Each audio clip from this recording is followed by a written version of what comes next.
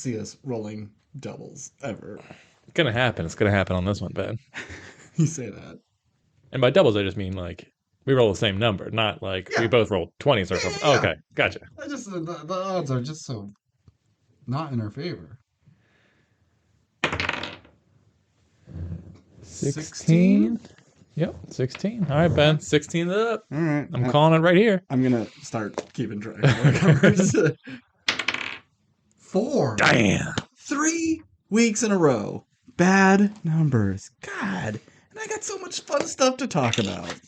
You need to take that halfling lucky feat in the D&D thing. Don't worry about it. What is that? It's something halflings have in Dungeons and Dragons. God, is that like a hobbit? Yeah. Okay. Do they call them halflings in Lord of the Rings? Yeah. Oh, okay. You can call a hobbit a halfling, but you can't call in Dungeons and Dragons a halfling a hobbit because a hobbit is specific to Tolkien, where halfling is just a general term for. I thought you were going to say like they would be like, that's our word. You cannot call us that. Well, welcome to WRPL, the podcast where we talk about all the things we were watching, reading, playing, and listening to. My name's Ben. And I'm Steve. How you doing, Steve? I'm doing well, Ben. Yeah, we just, like, moments ago finished our main topic of the episode. The Last of Us premiere finally happened. And I was talking to Nick earlier and how it kind of, like, snuck up on me. Like, I always knew it was coming, but when they announced it and they were showing set photos, it was just like, that's forever from now. That's going to be so long. And then there was so much stuff through the year, and then you have all your holidays and everything, and then boom, oh, here it is. And like, aren't we lucky to start a year off with something we were looking forward to so much? But we'll talk about that later. I wanted to talk 2 things real quick. Okay. First thing, did you see the new Ant-Man trailer? I did. That's a shame. They show way too much in that trailer. They're going to kill him, right? Ant-Man's going to die. I said the same thing about Thor, but I'm doubling down on this. I think Ant-Man's going to be killed. Okay. Because Kang has to be the next big bad. Mm-hmm. And what kind of villain would he be if, he tussles with Ant-Man and gets defeated or walks away? I feel like we need to raise the stakes and move past some of the old phases, and that would be a great way to start this one. Is you take a light character, maybe not a beloved franchise of movies, but everybody likes Paul Rudd, and you just paste him. And because you have Wasp, you have his daughter, you could always have shrinking people later. You don't need 3 of these people. You don't need 3. So you kill him. I mean, I'm sure Paul Rudd's like, yeah, sure, whatever. I don't care. Like, he's not so invested in and this you guys character. want to bring me back through the quantum whatever mechanics of time? Who cares? Yeah, I'll show up. So it just really sets the stakes for the rest of the phase. Yeah. They probably won't because they're a bunch of cowards, but it feels like it. Well, you say it like raise the stakes, and death is kind of like the only way to raise stakes, but we've seen time and time again, death doesn't matter in comic books or in the Marvel Universe. But it also still does. Like, Black Widow has not come back. Tony Stark has not come back yet. Yeah, I mean, there's precedent for it, so it's like, okay, hopefully this sticks, but, it would be cool to see. I like when movies take risks and, kill off beloved characters and stuff. So we'll see. I won't be surprised if they do. I won't be surprised if they don't. I'm not putting money on this, but for my terrible prediction integrity, I just think Jonathan Majors is great, and I look forward to seeing him in just about everything. Yeah. Do you think they'll tease the Fantastic Four in Ant-Man? Because that's what I'm hearing. That maybe a post credit or something. This will be our first nod to that. You mean first real nod versus the Krasinski thing? Because that's technically our first nod to the Fantastic Four. And there was in Captain America, the First Avenger, there's a Human Torch thing at the fair that is preventing. It's like a suit. It's like an old Human Torch thing. Oh, okay. But official canon Fantastic Four. I mean, probably, but honestly, there's been so many teases at the end of these things that don't pay off for like 6 years. I just don't like those. Don't matter to me. I don't care. I'd much rather just like them do a tease for the next movie that's coming in Yeah. some regard, or just like Something that's coming out this year. yeah, or even though like this isn't a good example because it's probably like the least popular tag is just a jumping like monster at the end of Thor: The Dark World at the very end. Yeah. But just like if they had some sort of joke, I'd even be okay with like that as opposed to just like, oh, you know this thing that we like didn't officially announce this past year, but Yeah. you knew we were going to announce eventually. Well, We here it announced is. it 3 years well, ago. here it's coming Yeah. eventually. And so you guys can make YouTube videos like, did you guys know Did you about notice? this? Here, listen to 14 minutes of us talking a roundabout way of getting to this information. Yeah, I don't care about post-credit sequences. Don't get me wrong. I'll stay for them, but I just don't care about them anymore. I'm a sucker, and I'll consume what you tell me to, but I don't like it. Yeah. Apparently, the rumor is Fantastic Four is cast. They're just waiting for the good time to announce it, and that Adam Driver has been in talks with Marvel, so people are like, ooh, Mr. Fantastic. Oh, Adam Driver is Mr. Fantastic, which I don't love that, but if he's Doctor Doom, that I think he could be a good Doctor Doom. Okay. Yeah, I could see that. Yeah, I don't. I mean, I'm not so into the Fantastic Four where I have like a really strong opinion on who should play who. But I mean, yeah, I'm fine with Adam Driver as Doctor Doom, and if they do Reed Richards, I'd be interested to see it. It just seems like after Star Wars, he wouldn't want to do that. He's like such an indie guy, and he just pops up in kind of like a big franchise, or not even a big franchise. Like he's doing 65 or whatever. Yeah, weird thing. Like, hey, you want to do a time travel dinosaur movie? It's like he was in Patterson. You guys see White Noise? No, you didn't. No, because no one saw the White Noise. I heard it was really bad. Yeah, but he does like indie and Oscar stuff. I mean, you say yes, I'll commit to this 10 contract Marvel thing, whatever. That'll be easy. I could phone that in because I'm Adam Driver and I'm great in everything I do. And I'm going to make so much fucking money that I can do all my weird little things and not worry about a paycheck or working because I know this is always around the corner. Anyway, the other thing, I finally signed up for the Regal Unlimited. Used my first pass this past weekend, but I saw a thing. It was a TikTok post. Someone was just talking about themselves working in the theater. I guess some Regals in some states have Regal Mystery Movie Nights, and they're on Mondays. They're only $5. You don't know what it is, which, that could be good, that could be bad, whatever. But it's also an unreleased movie. So you could be going into some big blockbuster thing that doesn't come out for a few weeks, or it could be some little indie darling that doesn't come out for a few weeks. And that's pretty cool. I wish our Regal did that. I would show up. Yeah, I mean, that does sound cool, but that also just seems like a good way for your movie to get like leaked on the internet. Sure, maybe, yeah. But they're desperate. Theaters, okay. please, just show up. But I don't know. I thought that was kind of cool. And I would definitely, because I would kick myself and like, oh, you didn't see it? They showed Kraven the Hunter 8 months early. Like, damn it. Why didn't I show up to that? All the visual effects weren't done. It looks terrible, but man, you really get a grasp of who Kraven is. I'd show up and it'd be like Boss Baby 3. And like, fuck, god damn it. Now, do you know if you pay for it even with the unlimited, or it would be free for unlimited people? I would assume, but I don't know. Because like if it was a part of the unlimited program, it's like, oh yeah, I'd show up, and then if I don't want to see it, I'll just leave. No, yeah, who cares? Yeah. Well, we got lots of stuff to talk about. As we mentioned, Last of Us episode 1 will be our main topic. We got a couple of shows and a couple of movies. I'm going to start us off. Okay. I want to get it out of the way. I saw Skinamarink. Okay. I invited you. You were unable to make it. I was, and at first I wasn't all that upset about it, but once I found out what it actually was, I was like, oh, that does sound like something that would be up my alley. Yeah. So for those who don't know, it's been kind of blowing up on the internet of this very scary, really effective horror movie about these two little kids wake up in their house, their parents are gone, and all the doors and windows are just missing. So they're just blank walls now. That's a great premise. Mm-hmm. This movie fucking sucked. You did not miss out. I will give this movie credit. It was made for like 75 cents. So to get a movie made and distributed and in theaters when it's so cheap, bravo, amazing.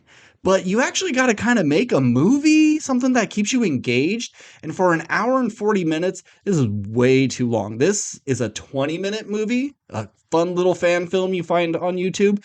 This is not a feature. So some things that Do you know if this started out as a short film that they were like, "This is pretty good. Let's turn it into a feature. Give this kid I a have shot." no idea. Here's my thoughts of how this got made. A man bought a camera. Maybe it was new, maybe it was old in a garage sale, and quarantine happens. So he's dicking around with his camera and he's playing with the different functions and low light mode and outdoor mode and different settings and sees, oh, this is kind of spooky. If I just put the camera here on the floor and I shoot this dark hallway, you can't really tell what's going on. It's kind of fuzzy. And is there something in that shadow? Oh, that's pretty neat. Well, I'm going to film every corner and every angle of my house during quarantine. I'm going to have my kids run around and then I'm just going to have them dub over everything because you don't see any characters in this. It's all low angles. You'll see the kid's feet run by, maybe a back of the head. There's a part where a kid is in the parents' room and you see the parents sitting on the bed, but you don't see their faces. And you'll never see lips moving, anyone giving dialogue. It's just someone off screen. So you film, 20 hours of weird angles in your house, and then you just construct kind of a very, very loose story. And then you get your kids to kind of repeat these lines and fuck with the audio a bit. And then you say, this is a movie. Because nothing truly happens in this. You get a couple of spooky voices of like, oh, Tommy, put the knife in your eye. And then it will just be like focusing on a light switch. And then you'll kind of like hear a scream and a flash of light. And then it'll cut to the next thing. And it's underneath the couch looking at some Legos. And every shot will just sit there for 15 minutes. I'm sorry, it's not 15 minutes, 15 seconds plus. And there's barely camera movement. You'll get a little bit sometimes. Most of the time, it's static shots of a spooky corner. And as someone who watches a lot of horror movie, I'm always looking at the spooky dark corners, waiting for something to emerge. Like I think it's Insidious when they open up the bedroom and then that hand sticks out. I'm waiting for that shit. Love that shot. All the time. Nothing like that happens. There's one scene of the little girl with her eyes and mouth missing. And there's like a blurry face that comes out of a shadow at the very, very, very end. And like, that's it. And I know it's been said, oh, it kind of gives you the feeling of what it's like to be a kid who's scared and you don't really know the world and you don't know what's going on. And so everything's very disorienting. I get that, but you can tell that in 20 minutes. You do not need to go an hour and 40. Fuck this movie. Anybody who says this chilled me to the core and this is the scariest, most nauseating and panic-inducing movies I've ever seen, you're full of shit. It's all hype. This movie is garbage. Can I ask one question? As many as you'd like. The Legos, were they spooky? No. Star Wars, Marvel Legos, just normal construction Legos. It'll just be like they're playing with them, and they're constantly cutting to like. It wasn't a thing where like it's slowly zooming in on the Lego's head, and then it just like turns toward the camera. Nothing like that. Wasted opportunity there. It'll be like their toy will go missing, and then they'll look, and it's stuck to the ceiling, and they're just kind of like, "What's going on?" And then it'll drop. One of the kids will scream, and cut to the next thing of the TV playing an old cartoon. And it just sits and sits and sits. So what you're saying is we need to get in the movie business, Ben. I am so like almost jealous at the genius level that this guy has been able to like peddle the bullshit that this is a movie. This is just an experiment. This isn't even like an art house film. This is, I fucked around with my camcorder and I'm learning how to do effects. I'm learning how to edit. And then it kind of, I showed it to someone. They said, hey, this is pretty creepy. And we took it to some festivals. And then a bunch of pretentious film critics were like, oh my God, mind blowing. Yeah. No, this movie is already the worst movie of the year. And I will almost guarantee that it will stay at number one at the end of this year. I can't see a movie. I can't believe I would see a movie that is less entertaining than this. Way to start off the new year. I know. And like my new unlimited thing, I was so excited to see this. I heard so much good stuff. This movie is bad. All right. And maybe I'm just like a dumb asshole who likes glossier horror or, characters and plot, being able to see a face of You're someone one of when those they say, guys? yeah, Ugh. I know, plot in your movie.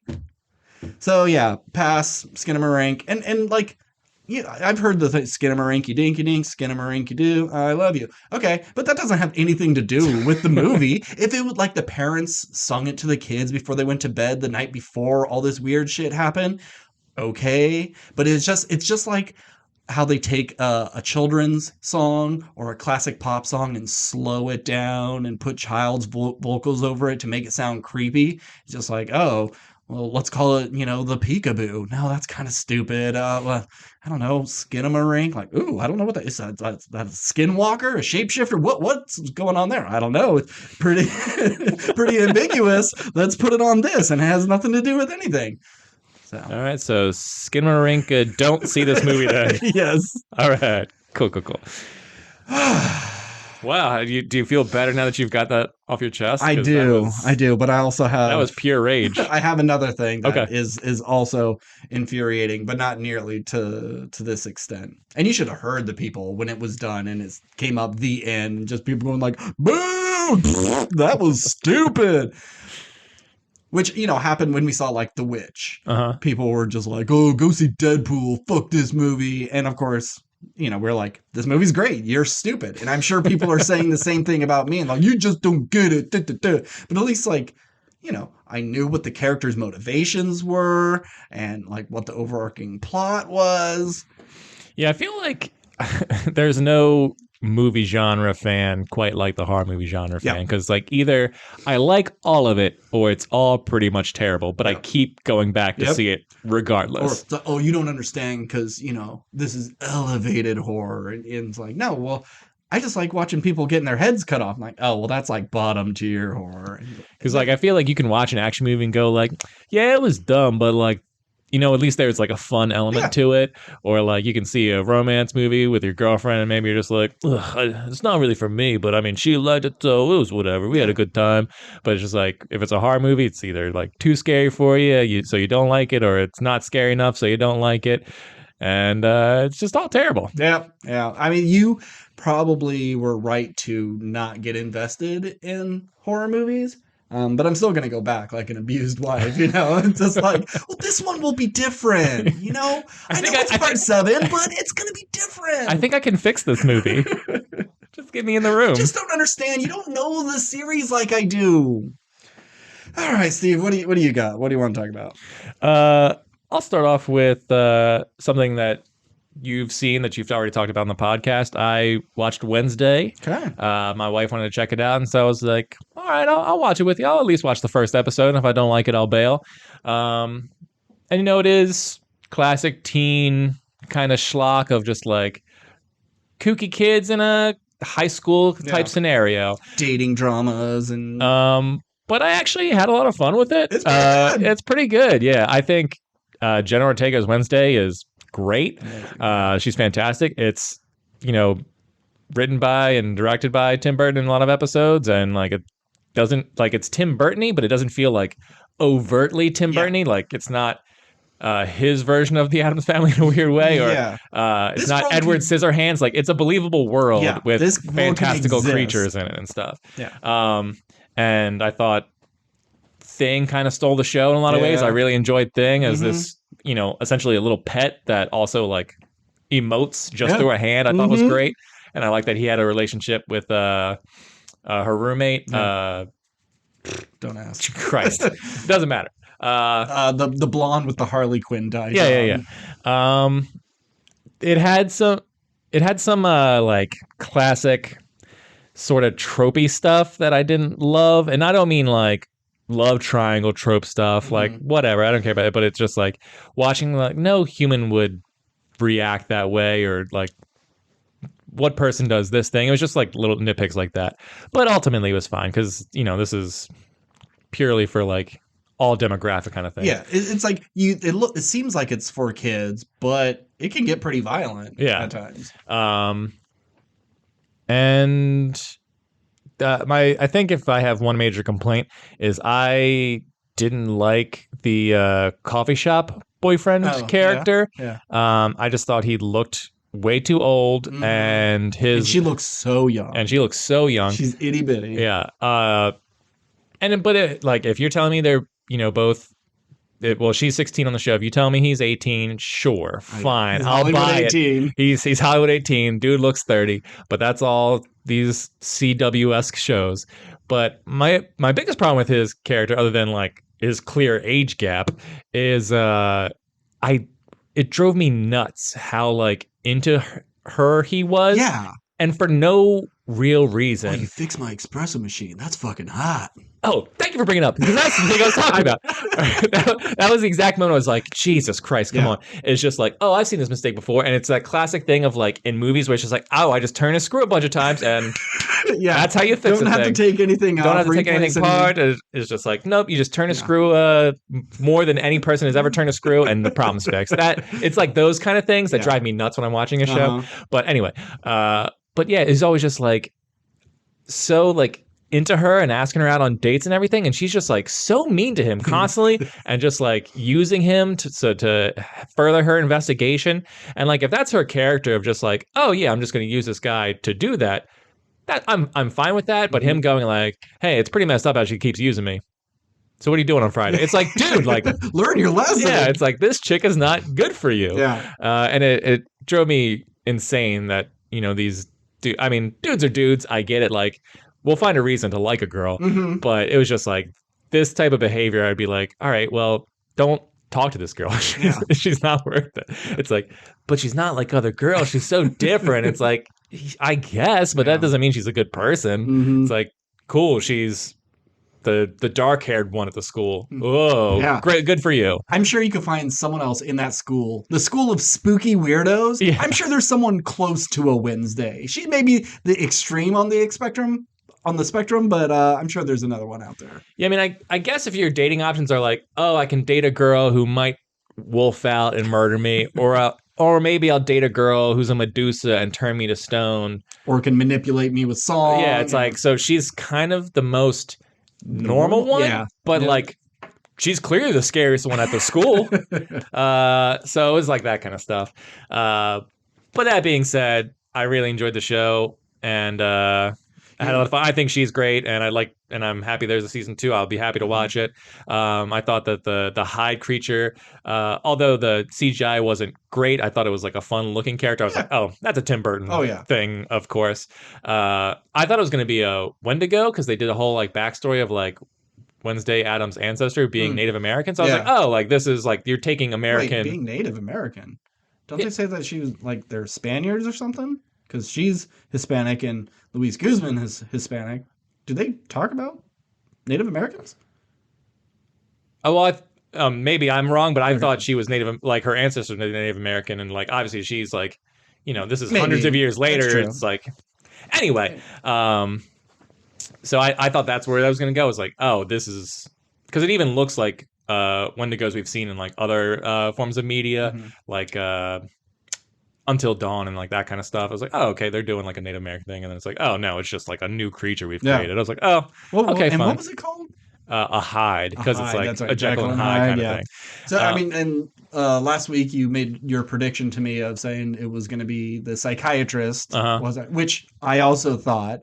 But you were wrong, dead wrong. Yeah, I was like, up until the episode before the finale, I was just like, yeah, it's her. It's like she brings flowers to Eugene the hospital. And it's like, and then they immediately go to like that house where it's like the flowers in the background. It's like, yep, it's her. Like she's not getting. She's there in every episode, but she's not getting much screen time. So it's like, gotta be her. And it's like, obviously she's blonde. She comes back. She's new in town. She's getting all the information from people in school to help like build her revenge. A painting of the family that like opened the school or whatever, whoever, I can't remember who it was, but there was always a daughter with them. It's like, but we don't know who that is. I was like, okay, well that's a blonde. It's clearly got to be her.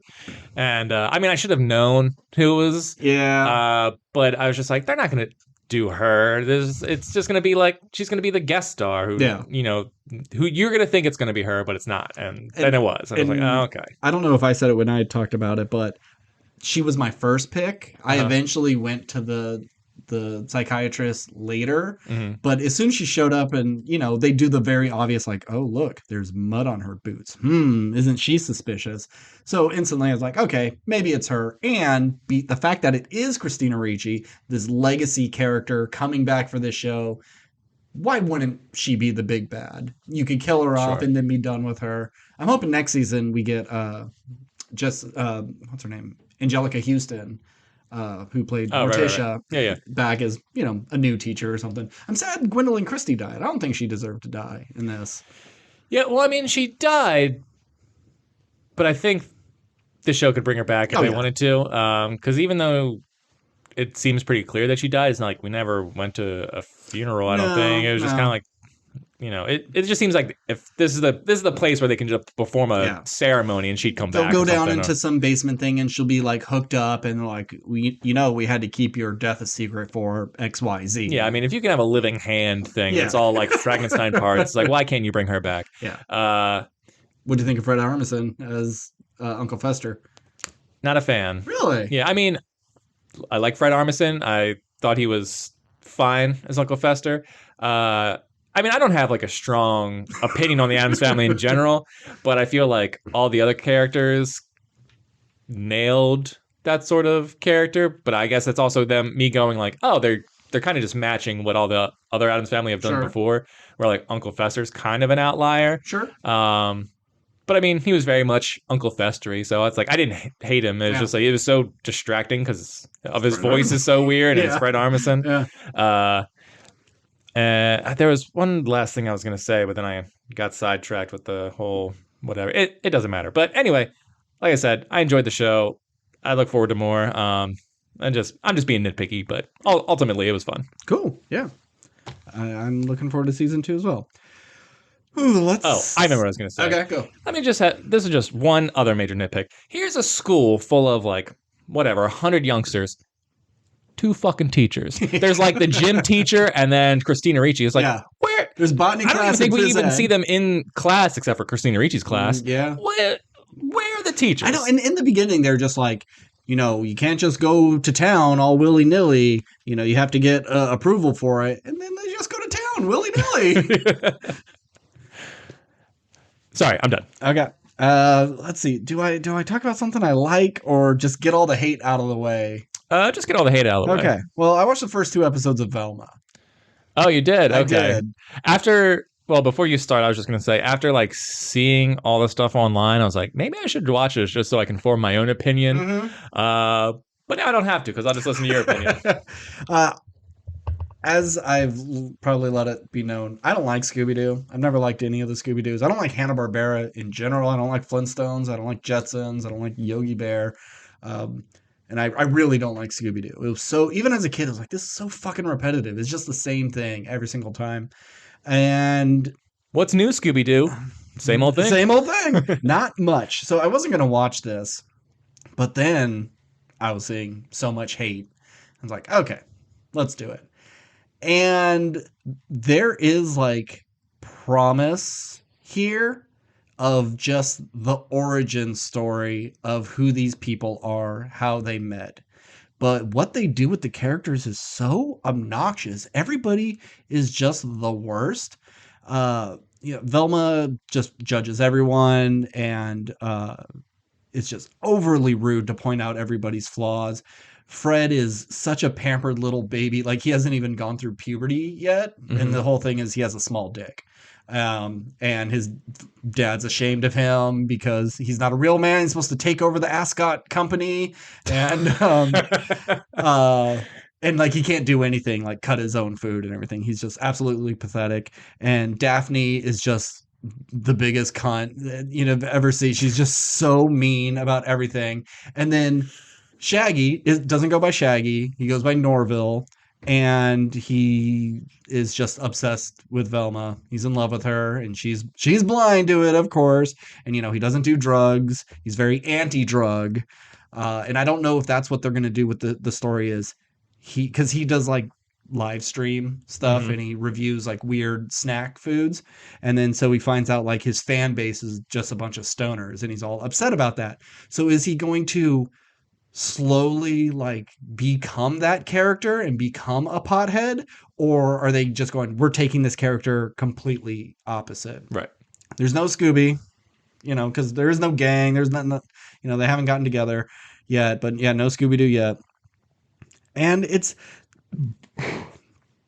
it feels like someone from the right said, I'm going to make a show about what someone on the left wants in a show. So I'm going to make any sort of social justice joke I can, any sort of race baity joke. I'm going to make sure all the, and I don't care about changing the characters' ethnicities. That doesn't change anything about who the characters are, but it just feels like pandering from someone who doesn't like know what the hell they're talking about. So everything just comes off really obvious and mean-spirited, and it's just not interesting. Pass. Yeah, I'm not gonna get into like all the stuff I saw online, but the one thing I noticed, it seemed like I was surprised. It's just like these people said that I guess Mindy Kaling or one of the creators of the show or something came out and said like, we're not even really big fans of Scooby-Doo. We just wanted to like use these characters and like do this version of it. Brand recognition. Brand recognition. And I just thought that was interesting. And then all these people are just like, they didn't think these Scooby-Doo fans were out here, but we're out here. It's like, what? Like, are there really like hardcore Scooby-Doo fans? I guess. Like, but even if you are, there is 70 different versions of Scooby-Doo out there. It's like the Ninja Turtles. Every few years, you get a new version of it. So if this is a big stinker, who cares? Go back to all the other ones. Yeah, I just never really imagined that. Like, I'd ever hear the phrase like the Scooby-Doo fan base is enraged by something. It's like, you guys are still alive. Like, who cares? It's a 40-year-old cartoon. And I mean, don't get me wrong, like it's a classic, and if it was part of your childhood and you like it, great. But it's been rebooted enough to where like I'm sure it catches new audiences. Like I understand where the fan base could come from, but it's not like I think and I could be wrong because like I said, like I don't know much about Scooby-Doo, but like what are their like really defining character traits that have made them like super interesting over the past 40 years? It's just like they just solve mysteries, and guess what? It's always a dude in a costume. Yep.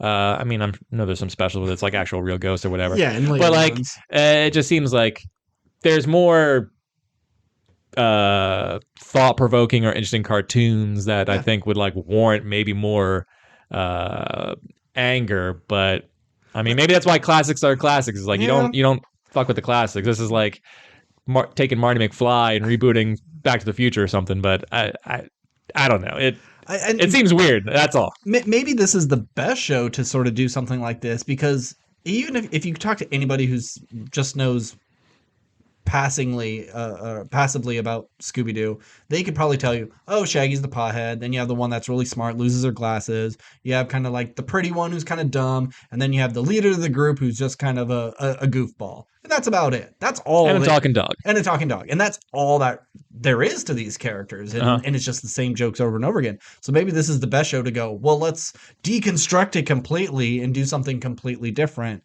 Sure. But this could be like Archie Gang, or I was going to say Riverdale. That is the Archie Gang. Yeah, it could just be anybody. You could plop any sort of pre-existing characters into this show and do the exact same thing. Now, I'm surprised they didn't, like, after the success of Riverdale, like, all right, well, let's take the Mystery Machine, the Scooby-Doo and the gang, and put them into the Riverdale universe. Or like, we'll do a sideshow. So it's like, here's the ghost hunting show. Here's whatever the fuck happens on Riverdale, because I don't know what that show's about. Probably ghost hunting as well. And then there'll be crossover episodes where, I think Josie and the Pussycats is in Riverdale. Yeah. So bring in Marmaduke, and he'll team up with Scooby-Doo. Just get all the dogs. You got Family Circus coming in. Get Snoopy. Get them all. So this is just bad. It's not, I'd say the whodunit mystery I'm kind of interested in. But other than that, these are just like despicable, unlikable people. And it sucks because like the cast is good. Yeah, I went on Glenn IMDb. Howerton as this boy man child is so funny. He's really good in that role. It's just the role is really obnoxious. Yeah, I went on IMDb just to see who else was in it, and just like looking at the cast, I was like, oh, this is a strong. Like, I like all these comedians. Yeah. And Mindy Kaling, a lot of these people had like guested on the Mindy Project, and the Mindy Project's really funny. I really Yeah. enjoyed the Mindy I Project. watched the first episode and I was so like she annoyed me so much. I was like, I can't watch this character. I mean, she's probably the worst part of that show, but she Yeah. still has a bunch of funny lines, and like all the side characters are great. It had the same sort of vibe as in my opinion, in terms of like joke speed, as like Happy Endings, which is one of Okay. my favorite comedies. So it just felt, and it even had Adam Pally from Happy Endings. So it was just surprising that she worked on The Office, most popular comedy show ever made. Made the Mindy Project, which I also enjoyed, and then now here's this thing that everyone's just like, this is offensively bad. Yep. So, Oh well. All right. Your turn. All right. I watched the whole season of Willow. As I've said on here, big fan of fantasy. I have seen the original Willow, but it has been a long time, so I didn't really remember it going in. But I will say, you don't need to watch the original to watch the show. It pretty much is all laid out for you. You know that there was an evil witch that Willow defeated, and now they're going on a quest to save someone who has been maybe part of a nefarious plot to bring this witch back or whatever. And it's okay. Okay. There's some really impressive visuals, I think, in there. Like, they clearly spent good money on it. And I think the cast is pretty solid. I think it has a tone problem because the majority of the cast is like teenagers, essentially. So we're getting back into that like Wednesday, CW, all that kind of area. But you also have your lead, Willow, who's not really your lead. He's your title character, but he's just kind of there to guide the real leads of the show on their journey. And honestly, I think Willow is the worst part of the show, which is a shame because, I think Warwick Davis is, there's not too many like little people in the Hollywood space, and he's kind of like, other than Peter Dinklage, the guy. Yeah. I don't think he's very good in this. And because of his physical constraints, like action sequences are like really lame when he's in there because he just kind of has to like duck behind a rock while everyone else does the big action sequences, and he just kind of like maybe he'll shoot like a beam from his staff, which like can be cool, but then immediately it's just like he just gets knocked over, so he doesn't have to like move a lot, and like that's kind of a shame. Because, he's supposed to be like a great wizard, even though multiple times throughout the show, he's just like, I'm really not that good. It's just like, I'm kind of like the only guy around who can do it. Yeah. I mean, if you're the only wizard, you're the greatest wizard. You're still the greatest. Yeah. And it just kind of, it's like, it doesn't know, I think, if it wants to be like a super intense fantasy epic or like kind of a teen romance. It's like it doesn't put enough effort into like any specific area. But like I said, visually I think it's interesting, and I think that there's a good classic sort of hero's journey here. It's just not strong enough to like really, I think, go the distance. I think if it gets a season 2, because I'll just say, like, at the end of this, like every episode opens like they're opening up a chapter in a book, and then at the end of this one, the book closes and it gets put on a shelf, and then next to it is book 2 and book 3. Okay. So it looks like it's planned to be a 3-season show. Okay. If they get a season 2, that's up in the air. You don't know if you'll come back? I mean, I'd be willing to. But I'll just say, like, it's not a show where I'd be like, you have to see it. I think if you're a fan of the original Willow, you probably go like, oh, this was a cute, fun, like, little companion piece. But I also think that this show doesn't need to exist. I don't think it adds anything new or all that exciting to the fantasy genre. It's also like 30 years too late. Yeah, it's super late in the game, and I'm glad Warwick Davis is still getting work, being from his pretty much only leading role. But yeah, it's just fine. It doesn't do anything all that new or interesting. And yeah, Do we get to see Mad Mardigan again? no, we do not. Is he But dead? he, Or is it like trapped in a spell in an alternate dimension or in a uh, painting or something? kind of. You can spoil it for me. And Yeah. this show is just for us. So fuck anyone who's worried about Willow spoilers. So like, there's a whole big part of so your main character, she's the daughter of Mad Mardigan, and so her dad left when she was young. She doesn't know why, and she's like kind of angsty about it because like if my dad loved me so much, like why did he leave and never come back? And she like essentially kind of like finds this portal on at one part of her journey, and she can like hear her dad's voice through it, and she's like, he's in there, but he's like kind of gone forever. He can't come back. Okay. It was like he essentially sacrificed himself to save like the kingdom or her or whatever. Okay. But you do get his voiceover, and it is like actually like it sounds just like Val Kilmer. I don't know like what exactly they did. Or It's it was just an Disney. I'm sure they used an impersonator app. or whatever they did. But that sounded really cool. So like he got time to shine, even though physically he wasn't there. Okay. But yeah, It's a good way of like handling something. It's like, well, he can't come back. So I don't know. I fell into a dimensional thing or whatever. No, you can't get me and I can't come back. Goodbye. Yeah, it was just kind of like a voice guiding her on the journey for in like very specific moments or whatever. Okay. Yeah, so Bav more to come back. yeah. She's been dead forever.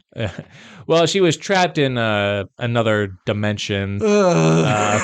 through magic, and this was her attempt to come back. Okay. Do we actually see someone playing this character? Like it's a recast role, or is it just comes as like a spooky spirit and then they close the portal before she could get through? Well, she basically, I'm just spoiling the show, but as always, we say at the beginning of this podcast, spoilers. So they just got like a very young, attractive actress to play a sort of like a version where like the character she's interacting with doesn't know that it's her, and it's just Okay. like, oh, I got trapped here with you too. It's like, oh, well, maybe if we go through this doorway thing, like Do that's we how. know it's Bav Morta, or are I we mean, if supposed you to- know anything about Willow, you'd probably be like, I bet that's her. Okay.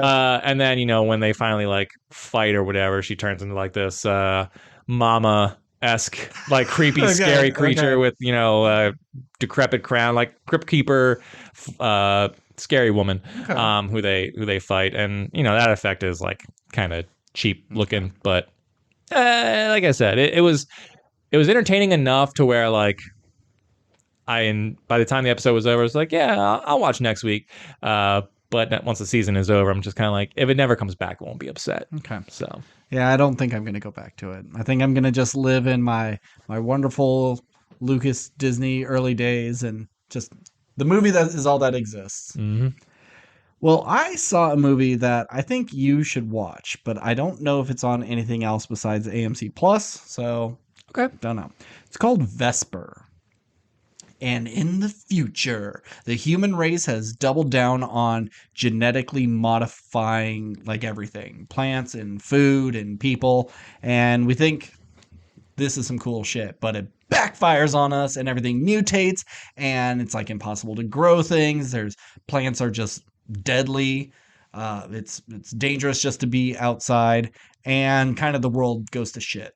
So there's some walled off cities that almost like a religious group run, and they will give seeds to the people who live outside the walls in exchange for children's blood, but the seeds are genetically modified that they only grow for one season, so they have to constantly keep coming back. They'll grow one crop and then that's it. Well, Vesper is a little girl, and for the first 30 minutes I thought it was a little boy, kind of ratty short haircut, and you just can't really tell until they say like she, and I'm just like, what? She lives with her dad who like fought for these religious people. It was a while ago when I watched this, so I can't remember all the names, but he's kind of like almost in an iron lung thing. Everything, all the tech is really gross, and it almost looks like it's a living thing itself. And but she's super smart, and she has been kind of learning how to manipulate the seeds and try to get them to like break the code so they can grow year round. But the asshole in town, her uncle, he's the one that makes the deals with the people and sells the children's blood. And he's just like, all the women are just knocked up constantly because you got to keep pumping out children, keep having blood. And that's the basic premise. I'm not going to go on much further on that because I think you should see it. It's really simple. There's not a lot of actually there's like no green screen. There are visual effects, but it's mostly like something practical, and then they'll just add a little CG to zhuzh it up. And it has a really great atmosphere, and it's just different, and you should check it out. All right. So that was short and sweet. So I'm going to talk about this other one real quick. I watched it tonight. It's called Sick. It was a 2022 release. Just got to Paramount Plus. Takes place during COVID, like during the first lockdown. And these two girls, since school is canceled, they're going to go up to her dad's cabin, this mansion of a cabin, and they're going to just quarantine there. And they get there, and this guy that is interested in her shows up and scares the living shit out of them. And they're like, you don't have a mask on. We don't want you in here. Like, I drove all this way, yada, yada, yada. He stays, but they start getting like weird texts. Like they're sitting by the lake and it's just like, why don't you jump in? The water's fine. Like, there's no one around here for like 2 miles. Who the fuck is watching us?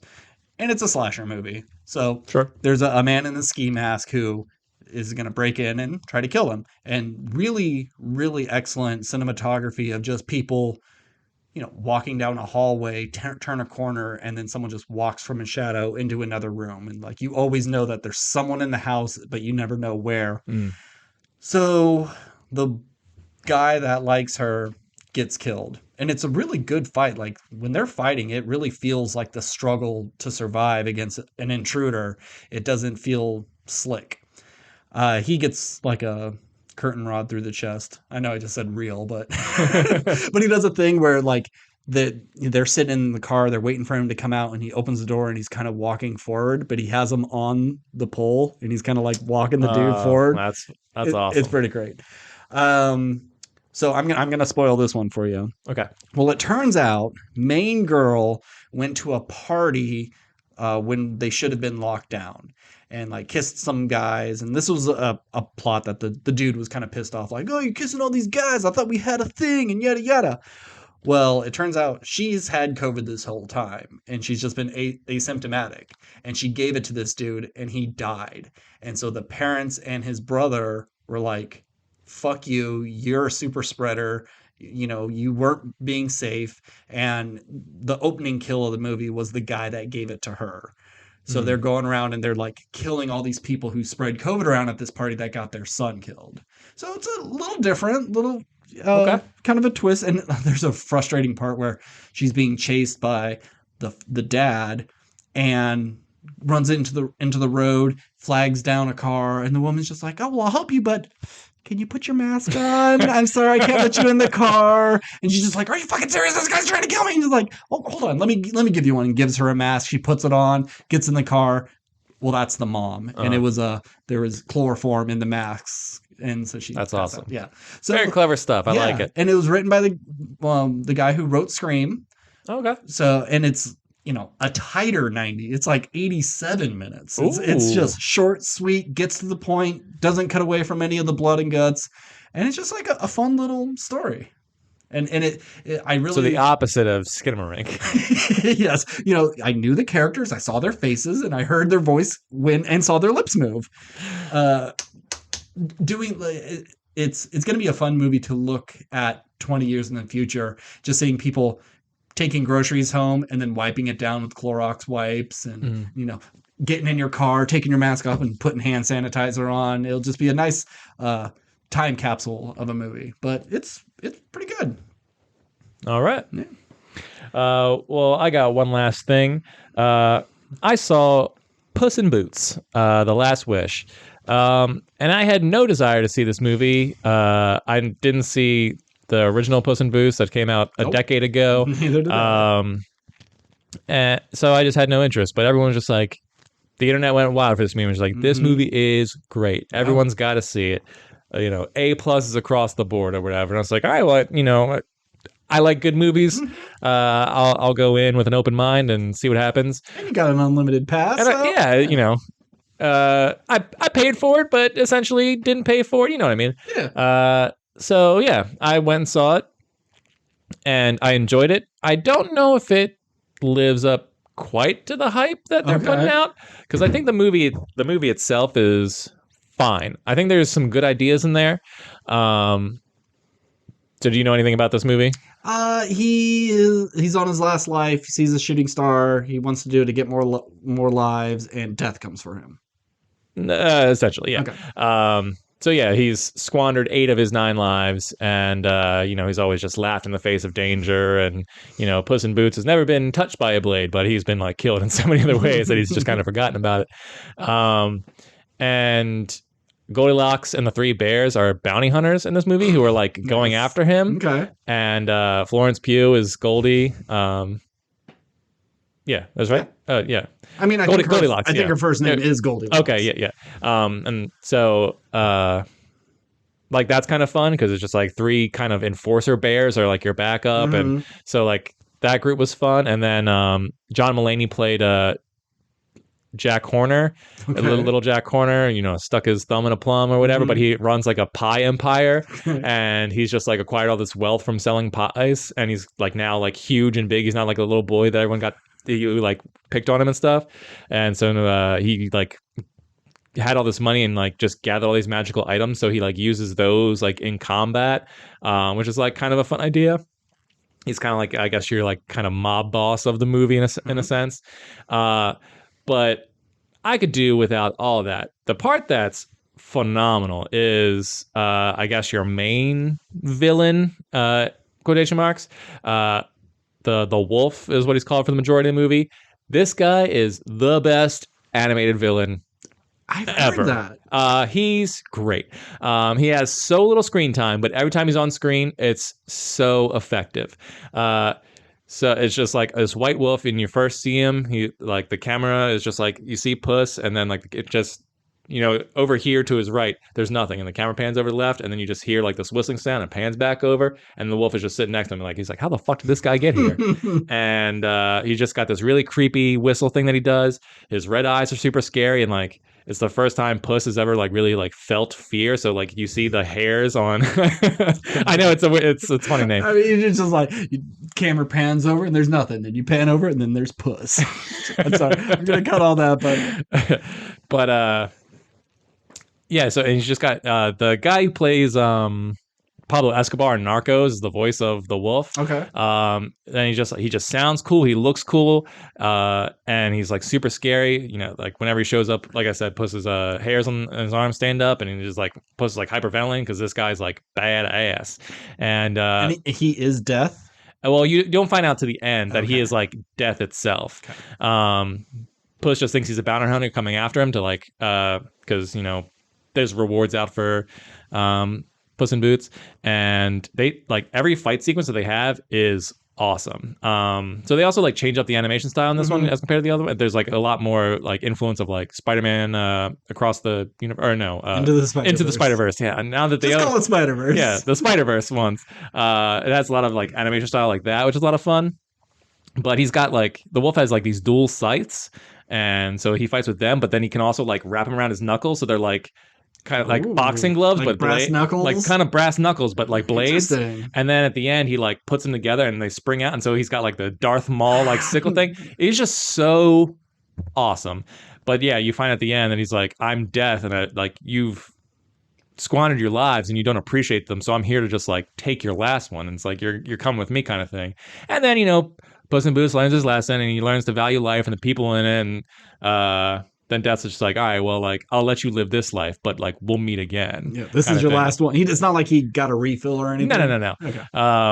And the Puss is just like, look, man, I know I can't beat you, and like, but I will continue to fight you, for this life that I have, and that's like the big, reveal at the end. But yeah, he's just so fucking cool. Like, I'd love to see just a wolf movie, but I mean, I don't know how you do a Wolf movie where he's just like, well, yeah, man, I'm deaf. This is like my job. I have to go kill people. Yeah, you have Uh, him showing up in all the different fairy tales where someone does die, and you yeah. just do that. But yeah, he's awesome. Okay. So I would say watch the movie just for him, because it's weird that it's like he doesn't really have like a personality or like really an arc of a character. He's just this figure that's just like scary and badass, but it like works, and I love it.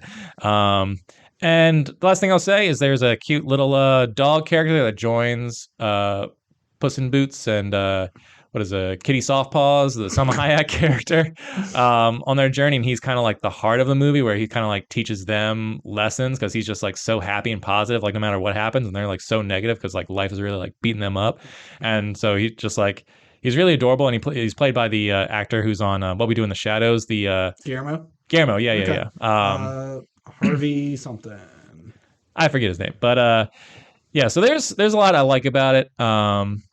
Visually fun. I love when you take sort of a concept of like, oh, we're gonna take all the like serial characters and put them in funny situations where it's like, oh, we're doing this, but with fairy tale characters. Yeah. So there's a lot to like in this world. I don't know if the story itself is all that like worthy of going like this movie is one of the best animated movies. But the action's good. But the action's good, and there's some cool ideas in it, and it's more fun than I anticipated it having. But I wouldn't say it's like anywhere close to a top 10 animated movie for me by any means. But Because I'm seeing it being on top animation lists of all time, and that wolf character being like best animated villains of all time. yeah, him for sure. Okay. 100% agree. I'm there may be someone I'd put above. I don't know off the top of my head right now. Syndrome, maybe. Okay. But in terms of just like sheer badassery, I didn't see a lot like the Wolf of Death is a great one. Tai Lung from Kung Fu Panda. Okay. Sure. Okay. Is that the leopard one? Yeah. Yeah. Leopard. Yeah. I only have one last thing.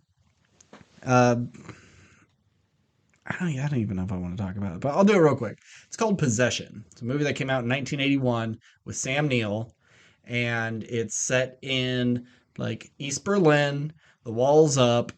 Him and his wife, they have a child. He does like special assignments for the government, and he was unfaithful to his wife, and she has taken a lover, and they want to make it work, but then they don't, and then one does and the other doesn't. And it's this breakdown of this relationship. And it is one of the most exhausting movies I've ever watched because they are screaming. They are at an 11 almost all the time. The actress, sorry, I forgot your name. She actually had a mental breakdown after making this movie because she had to be at such a heightened level for like every scene. They're just flailing and screaming and just like so passionate about stuff and like beating the shit out of each other. And it wears you down because they're constantly going back. Like one person's the good guy, and then in the next scene, they're the bad guy, and they're just fighting. And there's a scene in a subway where she has a mental break and she goes insane. And for 4 minutes, she is just pulling her hair out, slapping against the wall, flailing and flinging. She has like groceries and smashes it against the wall.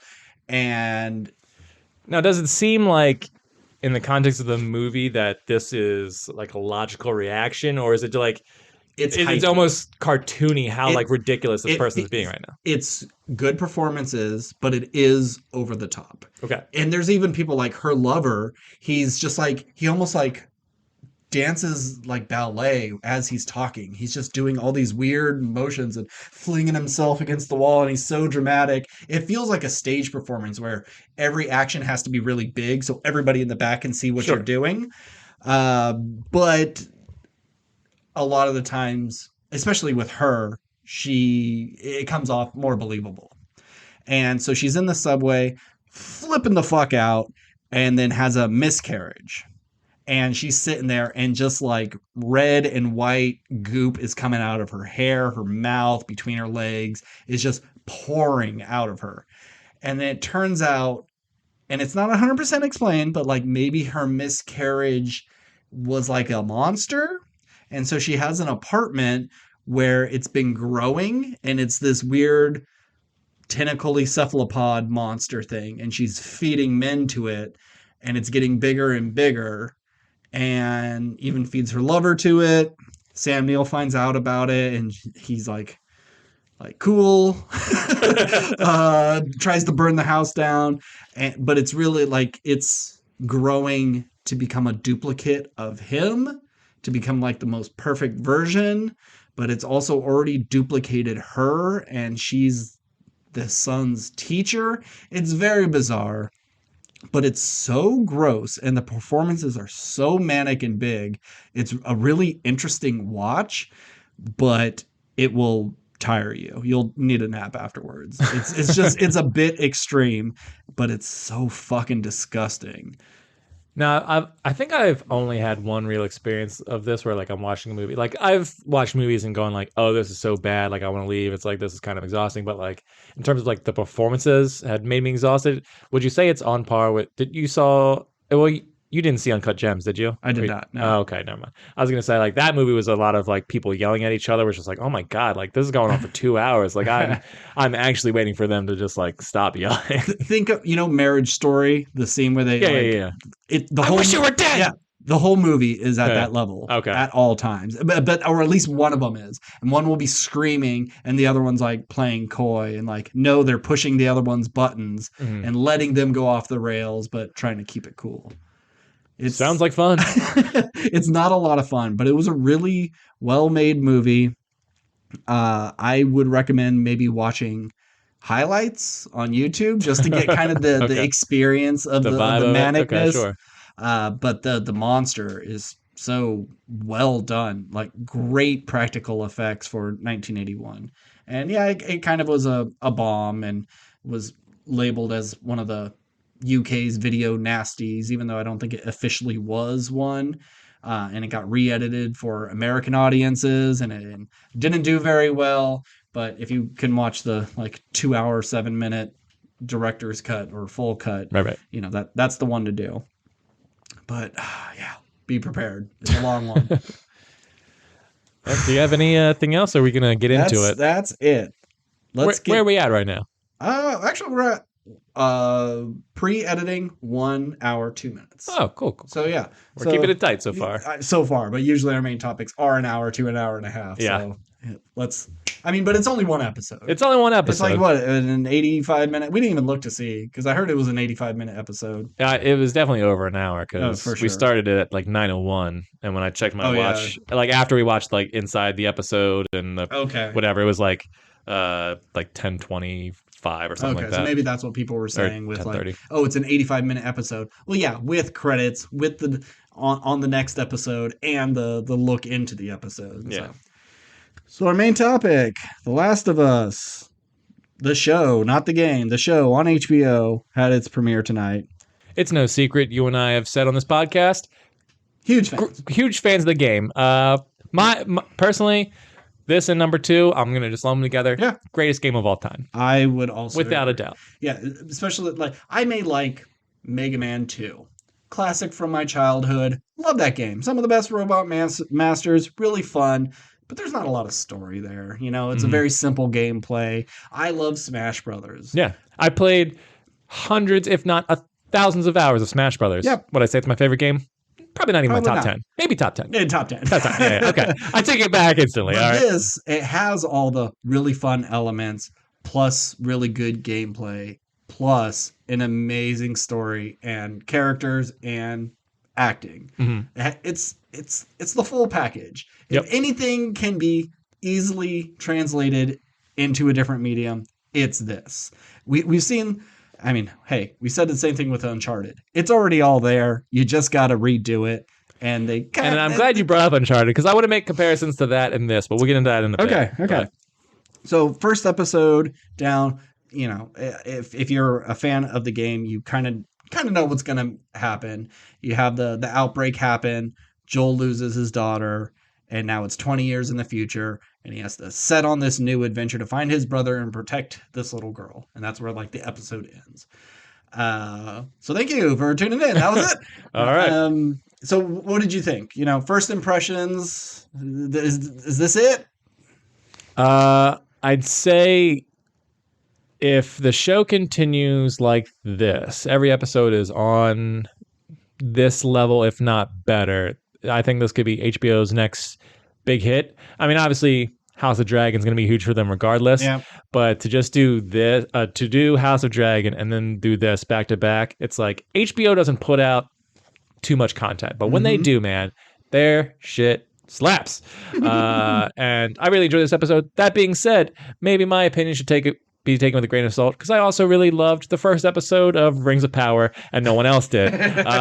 But in terms of adaptations where like Rings of Power is taking a lot of liberties, this not so much. Not so much. This first episode, if you played the games, is pretty much beat for beat. The first 2 hours of the game, 3 hours of the game. You just cut out some of the traversal. You cut out the big fight on the docks when you come across the guy that screwed you over because that's not important to the story. That's just a tutorial pretty much of how to play this game. So you move past that. But besides that, story wise, it hits all the same beats. Feels tonally like the game. Looks like the game. Little shouts out of like dust in the sun when you move a curtain back. A character opens up a book and finds a note, which is like, oh, that's like finding it's like them finding clever ways to incorporate game mechanics without losing like story beats or like go out of their way to do it. I was just like, I see what you're doing and I appreciate it. Not that I'm gonna need to see them do that a lot, but it was just kind of like a fun little nod. Like they definitely captured as much of the like game feel of it without making it feel like they're trying to recreate the game per se. I could use a little bit more. Oh, okay. I wouldn't mind. Okay, so you wanted to see like how people could use controllers and like your character will like move forward and then like walk backwards weirdly. I just want to see them like get into a place and start checking all the drawers and looking for stuff and then put it on a table and go like, what do we got here? And have Joel start making a bomb and then have Ellie say like, hold on, I think I found a thing of sugar. Look, if you put this in the bomb, we could create a smoke bomb. I'm sure you're going to get tons of that throughout the season. And maybe I want a little bit more. I don't want something as obvious like a Resident Evil thing being like, will you take the green herb? And just being too blatant with it.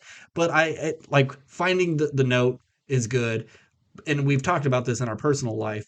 I hope there is an episode where we get to just look at the documents that you find in a game and see other people's stories of what's going on.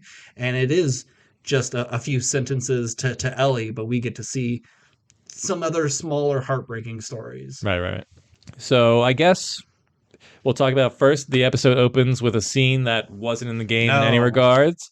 How'd you feel about this scene? I love this scene. Okay. It really, because for people who don't necessarily know what the game is about, it's a good jumping off point because I'm sure a lot of people think this is just a zombie story.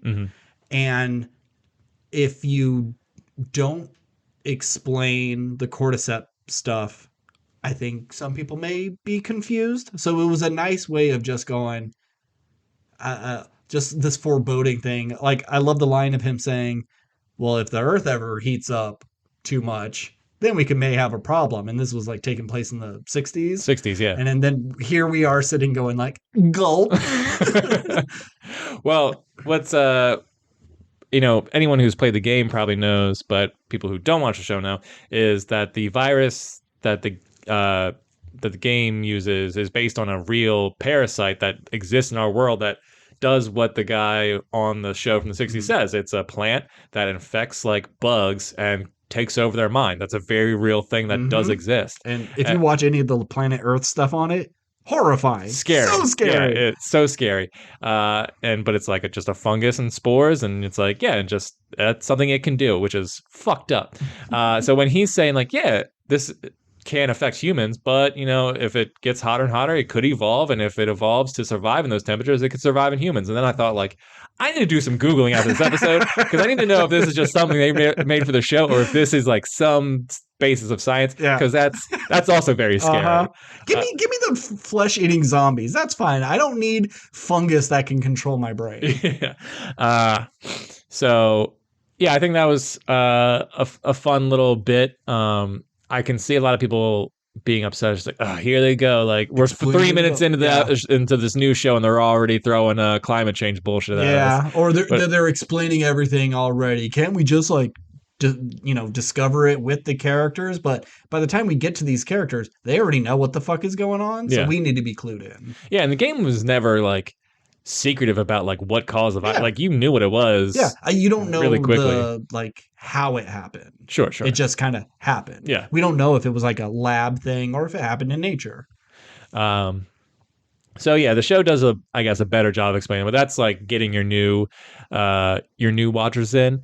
I almost wish like they didn't show. I mean, obviously you need to show the clickers to get the hardcore fans in, but it's like it would have been fun to just like everyone watch the show thinking it's a zombie show and then just like, holy shit, a bloater? What the fuck is that thing? Like, or seeing a clicker's like close up face shot for the first time, that could be very jarring for someone who like maybe hasn't seen anything from the game. And the first we see of that is one kind of like stuck to a wall. I'm not sure if it was transforming and died or if someone killed it and then it grew, its dead body grew. They weren't 100%, but to come across that for the first time in a show thinking it's just a zombie show, that's a good like, what the fuck is going on?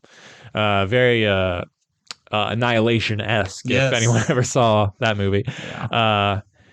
But anyway, so we get past the opening scene of that. We cut to 2003. Is that when the game takes place? Yeah. Okay. Because I think I could be wrong, but I think the game starts in 2003 in that opening scene, and then it's 10 years later because the game comes out in 2013. I don't know if it's 20 years, but maybe it is 2023. I thought it was 20 years. Okay, it might be. Because I just remember thinking, like, damn, they've been living behind these walls for 20 fucking years and they haven't gotten a handle on I guess Ellie was born in the zone. Yeah. Okay, yeah. So, good timing on them to like release a show in 2023. But anyway, and we just get a little bit more of Joel and Sarah's life in the game. Kind of you just start out as Sarah, and then within 10 minutes, like you're in the apocalypse kind of thing. Where we get like a day of them being like a family. Yeah. And we meet like the next door neighbors who play a part in the game, but like in a very minor role that like they don't explore. But it's different in the game. Like, doesn't it like slam itself against the window? Yeah, it breaks into her house versus her going into their house. But we see like the fungus coming out of the mouth, and like that's how it's like that's like kind of like the strain, like how they're like feeding on. Yeah, because it's weird. Which is different. Are they biting and opening up a wound to put their little roots in to infect them, or are they biting them and then draining them and they just get infected in the process of like feeding off of them? Yeah, I'm not sure. Maybe we'll find out more as the show goes along. I'm sure we will. Because the game never really goes into the epidemiology, I guess is the term for that kind of stuff. But anyway, and then we get probably my favorite sequence of the show because it's just beat for beat. The opening, like driving in that car is like the same camera movements. Them driving past is like, oh, there's old Jimmy's place or whatever, and Jimmy's place is on fire. Like, it's so much the game. It was jarring. It was like I was like pumping my fist in the air. I was like, yes, they did it. And like even the sets, I just looking at and go, I think that's exactly the same storefront as the video game. Yeah, if you told me they recreated the whole town, I'd believe you. Yeah. And I'm sure that there's going to be YouTube videos that actually break it down far better, and maybe it looks nothing like it. But they've done a phenomenal job of putting you into that truck with them and just keeping it just in there and seeing everything that's going on around. Super effective and fantastic. And then there wasn't all that plane stuff in the game. Yeah, there's a lot more plane stuff. Was that a thing? And I remember like trucks and stuff. Yeah. Not a plane, but hey, Stevie, it's bigger. But yeah. You gotta go big. That's how you show the world is ending when planes are falling out of the sky. Planes are falling out of the sky. Yeah. And then cut to Sarah gets shot, and we have the recreation of the moment that made a lot of fans cry and going like, "Oh shit, this game Yeah. is real." Because I'm sure people going in for the first time, you're a man and you have a little girl with you, and then you're a man and you have a little daughter. You just assume, oh, that must be the character later on. I did not expect my daughter to be killed in the first 5 minutes of this game. And well, what'd you think of that scene? What did you feel it was effective, as Oh effective in the game, yeah. less effective in the game? Uh no, I would say it's about equal. I really like his performance of after she's dead. Um, he really sells the heartbreak, and they both really sell the love between the two of them. Hmm. I'm surprised they don't mention anything about her mom. About what happened to her. Where is she? Yeah, I don't think they do in the game I don't. either. Yeah, I don't think so. Which like isn't important to the story or Not at anything. all. But I just yeah, know people are upset of the casting. It's like the game. She's a little white blonde girl, and like, how dare you? It's like, okay, well, Joel's a white guy, and now he's a Hispanic guy. Who gives a fuck? it's not like they changed his name to Joel Pedro. It was like Yeah, no, it's still Joel Miller. yeah. And we'll get to that in a second. But yeah, I thought his performance was great. I think he really sold it. I bought him as the dad who loved this little girl. I guess I would argue that maybe it's not as effective because I knew it was coming and I've seen it before. Hmm. But I thought he was great. Yeah. And I like him and Ellie already. They're like at each other's throats, Mhm. and I know they are in the game, but she feels a little more playful in the game. She's not nearly as rough around the edges, which doesn't make a lot of sense. You would think being born in this world, there would be no like fun time playing. It Yeah. would just be hard and tough. But like you could already tell, like these two are going to be button heads, and that's just going to make the rest of the series so much better. And watching them slowly, fall for each other. Yeah. And I mean, obviously, why like Joel has lived out in the world. He's seen all the horrors. He's probably been a part of those horrors where like she's only grown up in the safe zone. So it's like, yeah, maybe she can have fun times. Maybe she can fuck around because she's like, yeah, Yeah. like I've never even seen a monster. Like that's true. this is, clearly there's bigger things than me going on, but like I gotta like get through it somehow, and I'll get through it with jokes. So that makes sense. But I want to say Pedro Pascal as Joel, just across the board, fantastic. Love it. He looks just like him, even though he's a completely different race. It doesn't It's like, bother me. He side by side, no, he doesn't look like him. But you put the right hair, the right beard, the right jacket on, perfect. Yeah, look, perfect casting. I love him. But you don't like Ellie? No, I like Ellie. Okay. I think instantly I was like, yes, that's Joel. Ellie, I think like she's great. I like her. I think she'll be great as the show goes on, but I need to just see a little bit more. I need to get like 2 episodes in before I'm like, that's Ellie. Put the red shirt on her and she'll be good. But yeah, I think Bella Ramsey, I believe is an actress name. Yeah, I think she embodied Ellie well enough, and like I said, I think give me another episode to be like, yeah, I see it 100%. But Ellie's, I think, a much harder character to pull off and encapsulate. So there's a lot more work there, where it's like, there's plenty of big, strong, tough guys who can be like, I'm a brooding tough guy, where it's like to have Ellie, who's sort of like precocious and badass, who's funny, who like has feel like she's got really like a lot more emotional work to do. So I like I said, I think I just need another episode or two, but so far I like her performance, but I think Pedro Pascal is Joel 100%. And Anna Torv as what was her name? Her God, we're so bad with names. We should be better. Tess. Yeah. I think that's great casting. Bringing back Marlene to play Marlene, another fun thing. Which was like, I'm glad that they brought at least one character back from the original game, because I know Ashley Johnson and Troy Baker have cameos in this season and all that stuff. But yeah, in terms of like casting across the board, I'm impressed. Any changes they did, I thought worked and wasn't giant. Like they're minor enough to not care. It was so much the game that's like they didn't really change anything, but they still changed plenty. So it's like I wasn't surprised, but I was like I could be surprised at any moment. And I had a good time.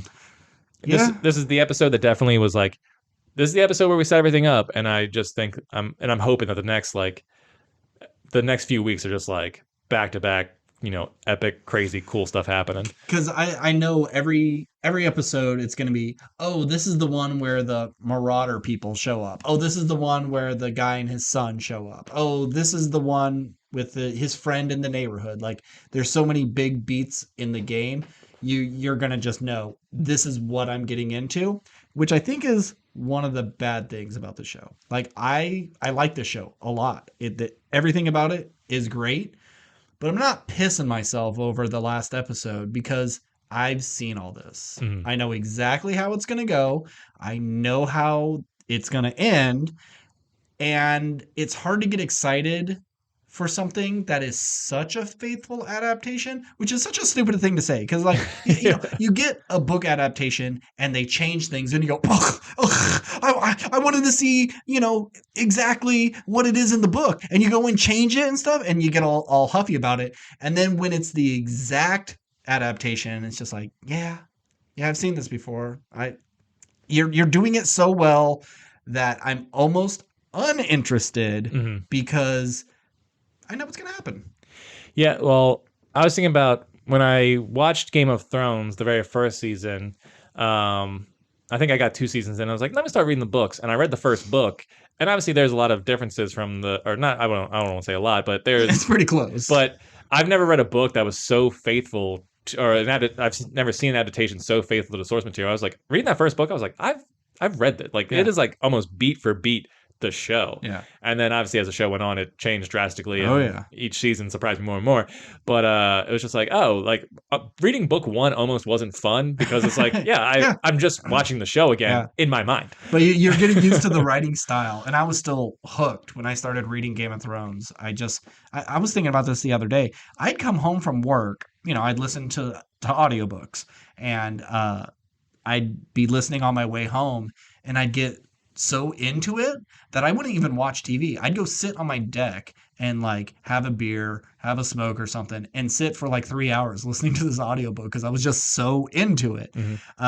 But the further and further you get into that book series, I started enjoying less and less because it's so far away from the show at times. It was hard to like go, wait, why is Cersei doing this thing? That's so not anything that happens. And it created this separation that made the books like so less interesting because of where they were taking it. Were not as fun as what I was seeing. Yeah.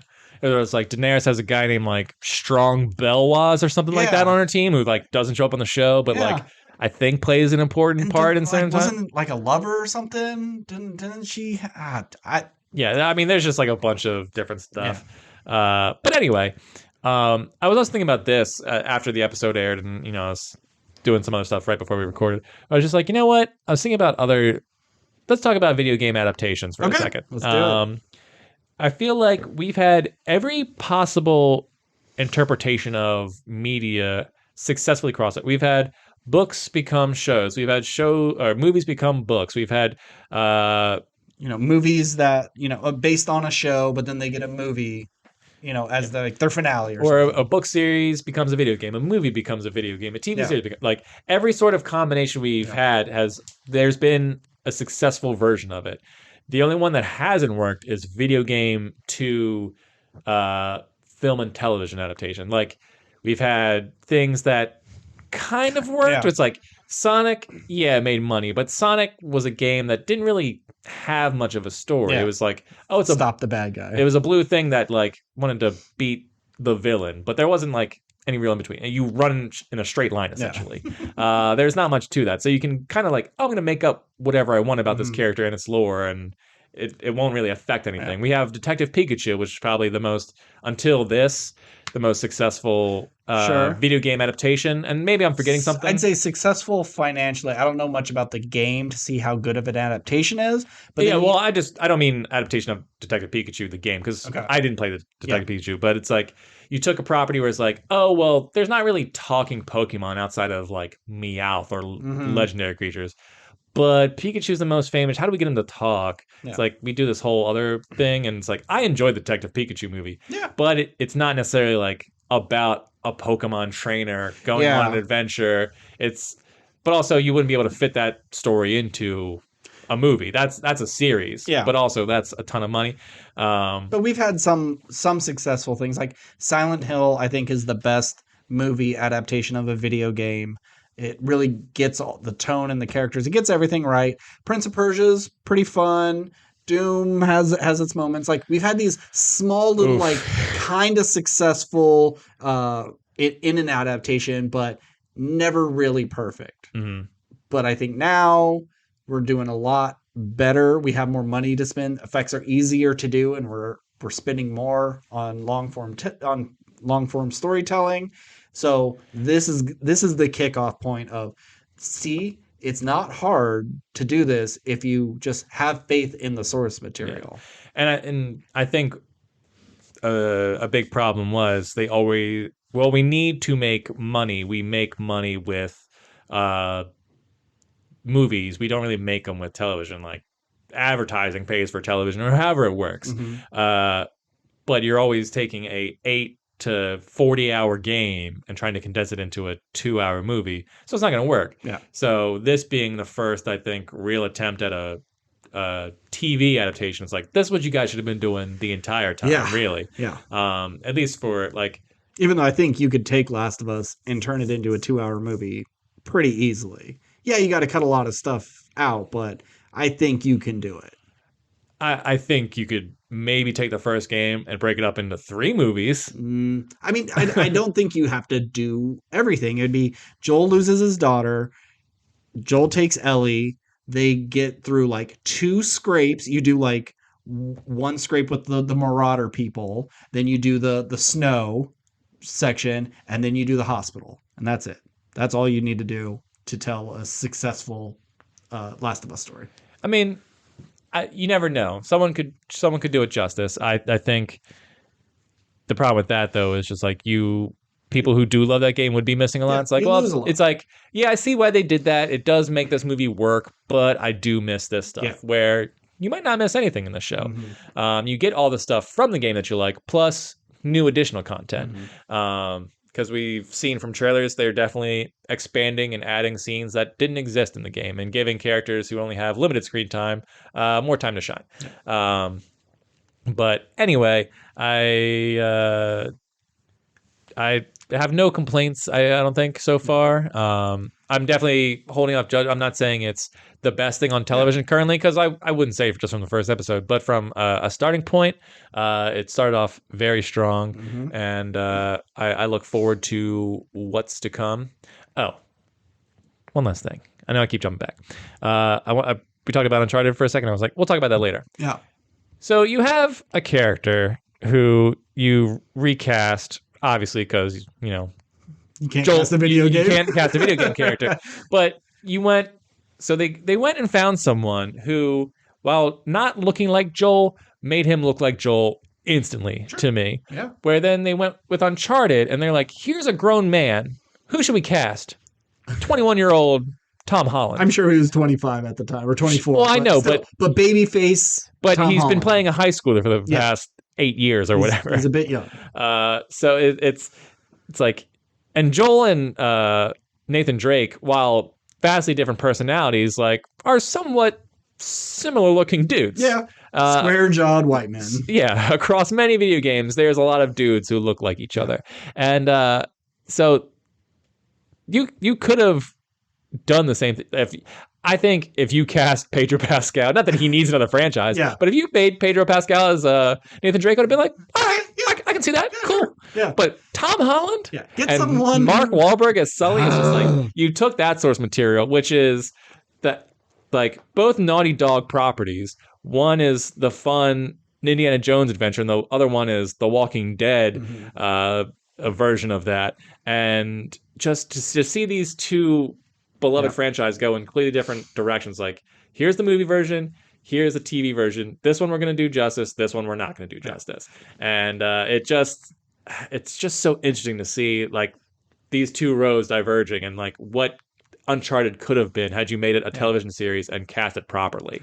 And I don't think Uncharted needed to be a television series. No. I think that would have been really repetitive. Yeah, I think that lends itself to movie adaptations where Last of Us, I think It's story driven. It's Yeah. not action sequence driven. Yeah, right. And with Uncharted, you can tell once again, Sony, the morons at Sony, don't know how to, you know, do their source material very well. They just went, well, we have the rights to this, and this is a pretty cut and dry, easy enough to to make an adaptation of, but we need to sell it.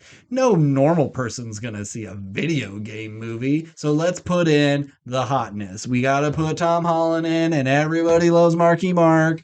And it's those decisions of like, whoa. But why? Well, it puts butts in seats. I'm like, okay, that's the only reason. You're not trying to be faithful to the characters. You're not doing it because they're great actors. You're doing it because you have a contract with them. Yeah. And, you know, I get it from a business standpoint. Like, you're in charge of making the company money. And making the company money means you can make more movies and you can, you know, make sure the people who work under you have jobs and salaries and all that stuff. And so maybe you need to make some stinkers so you can make your Oscar winners or stuff. Maybe. But, like, if not to always bring it back to Marvel, but, you know, they're the big game, they're the hot ticket in town. What made Marvel successful, at least from the beginning, is that they found actors appropriate for the parts and stayed true to their characters while building new adventures within the parameters of that built-in property. Yeah. And then here you go, it's like, oh, well, we're not going to be faithful to the characters or the property. We're just going to have a rough we're just gonna do like a one rough draft of like a kind of story involving these characters, and who the fuck cares, and throw in a But Papa like, John's, make but sure there's if a you Papa had John's. like cast properly and come up with a story that stayed true to those characters and the tone of those games, you could have launched a successful franchise. But you just said, here's $50 million, throw some $50 million. It's a $200 million movie. I'm saying at like the actors. Oh, at the actors. Okay. Yeah, sorry. Yeah. It's just like, here's a bunch of money for two famous people, and then make whatever a movie you wanted to. But it's like, but I don't know why people are still hiring Mark Wahlberg. Like, look at the last multiple movies he made. He's not bringing anything in, and he's a racist piece of shit. So, and he's not a good actor. He had one good role in The Departed, and it's like, okay, I guess he's fine in the other guys, but that's more of because Will Ferrell's there, like holding his hand, making him funny. I guess Ted's not so bad either. I have nothing against Mark Wahlberg's career. I just like look at the last 4 movies he's done, like Father Stew and Uncharted. It's like he's Transformers, 2 of the worst Transformers movies. I just don't see going like. Would you have been happier with him as Nathan Drake versus Sully? Actually, I think he looks. I think so. Yeah, me too. Yeah, you put a what's his name? He just died. He's in Marvel stuff. He's Ross. Stanley. No. What? Oh, General Ross. Oh, fuck. Come on, Steve. John Hurt. Or no. It's something Hurt. If it's John Hurt. No. No, John Hurt's the From like Alien. doctor. Yeah. Fuck, what's his name? We're gonna cut around this so it makes it seem like I know what I'm talking about. I'm gonna cut it to make it sound like I know what I'm talking about. William Hurt. William Hurt. God damn it. Got it. So like you put William Hurt as Sully and you put Mark Wahlberg as Nathan Drake. That's fine because Nathan Drake is kind of like he's a smart guy. He knows his thing, but he's kind of aloof. He's kind of a goofball, and I think that plays to Mark Wahlberg a lot better than being the grizzled charmer. The charmer, the guy that takes someone under his wing. I don't buy that. Yeah. Anyway, it's like if it was another gaming company, like, oh, this is a Bethesda property, but that's one thing, but it's like it's 2 Naughty Dog properties that came out relatively close to each other, 2 huge franchises, video game wise. There's no company who has more game awards than Naughty Dog, I think. And like if you look at the top 10 most praised video game franchises, these 2 are on those top 10. And it's just you went one direction with one and another direction with the other. You got to look it's so interesting. Who owns it? You have HBO, the people who make Game of Thrones and Chernobyl, and Sony, the people who made Morbius. So yeah. So hopefully don't buy things you don't care about. Yeah, and they buy it because it's a known property. Yeah, that's all. I mean, I get it. Yeah, I just So that I mean, this is a great jumping off point for every other streaming platform out there who has a video game adaptation coming out. I know we mentioned it like 2 episodes ago. Ghost of Tsushima is getting a movie, which that should probably be a series, but I could see it being a movie. I mean, there's tons of samurai movies. You can do that story. Horizon Zero Dawn, that's going to be a series. God of War.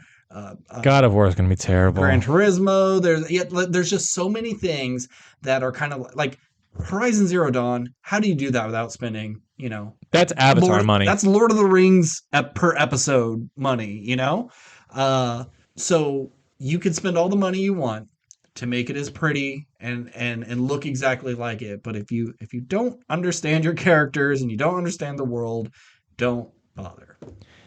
Yeah, I don't have much faith. I'm usually the type of person who's like, I'll wait till at least a trailer drops before I make any real judgment, because you really can't. Not me. I judge everything instantly. Yeah, I mean, Gran Turismo, that's gonna be a piece of shit. If you were like, oh, Yul Boll is directing Horizon Zero Dawn, you'd be like, well, I know. Oh my god! Or it's like, oh, guess who's playing Aloy in Horizon Zero Dawn? Adam Sandler. You'd be like, fuck, what? Who'd be a good bad Aloy? Emma Stone. Okay. Amy Schumer. And I actually don't hate Amy Schumer as like much as the internet does. But I'm just saying that would be bad casting.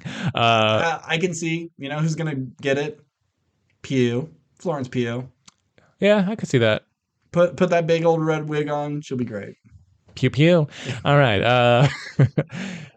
Yeah, so I have no real faith in Horizon. You said that's going to be a movie or a series? I think that's going to be a series. Okay. I mean, part of me is like, I guess it would have to be. It'd have to be. Because how do you tell like robot dinosaurs in this weird futuristic world and everything in a 2-hour movie? Oof. I definitely have no faith in God of War. I don't think you can do justice to Last of Us because it is a realistic story, but to do like a man fighting the gods and like how, and also just how personal that story is, just like you can't do it better than the game. I don't think you can do that game justice. And what was the other property you mentioned? Ghost of Tsushima. That could work. Yep. I that has potential because like that's not necessarily fantastical or anything. That's just, we've seen plenty of samurai films that work, and that's just essentially a very long samurai film. I think Gears of War, Mass Effect. Gears of War could work. Mass Effect, I think, would have to be a show. Yeah. Gears of War, I think you can make movies. Probably. Because that's more of just running, gunning, killing cool monsters. The story isn't that important in Gears of War. You get the gist. It's like, just get a bunch of guys as big of refrigerators. You just want to see people chainsaw monsters. That's all I care about. Yeah, so I mean, there's properties that could work, but there's other ones that are just like, I have zero faith that you even care about this. That it's just, this is a money grab. I'm waiting for the live action Mega Man, God.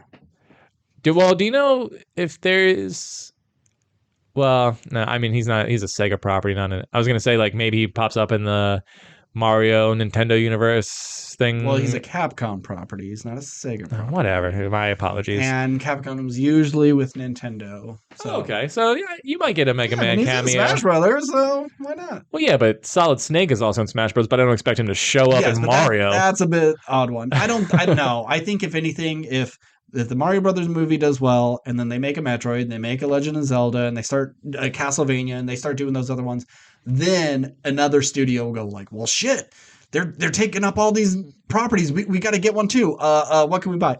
Mega Man. And then they buy it, and then like just watch Astro Boy, the CG Astro Boy. That's very much a Mega Man story. Yeah.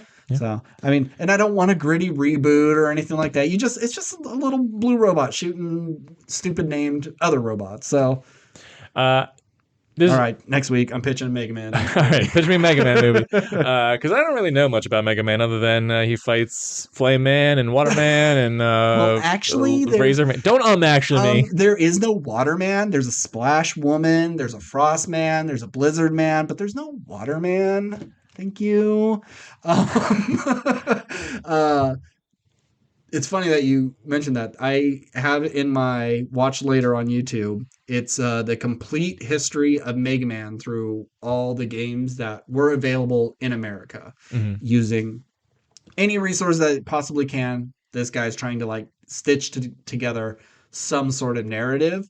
And it's over 8 hours long. Jesus Christ. And it's just him standing in front of like a whiteboard with characters, just him talking.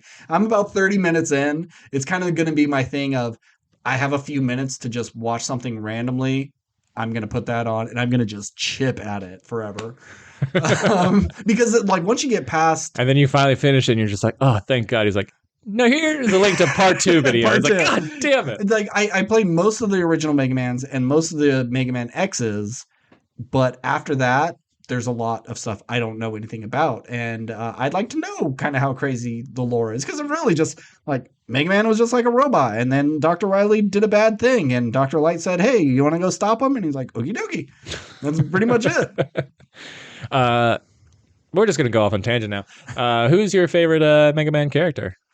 Uh, Well, I guess like, is there like a hero character you like, and then who's your favorite like villain slash boss or Robot whatever? Master. Robot, yeah. Well, I've loved Mega Man. I like his dog Rush. I like his bird Beat. I like his sister Roll. I like Zero. I like them all, but Mega Man's the best. Okay. And when it comes to the Robot Masters, it's so lame. But I always loved Metal Man from Mega Man 2 because he had the best weapon. You could shoot it in 8 directions, and you could use a lot of them, and it killed most people in a couple of hits. And he wasn't too hard to beat.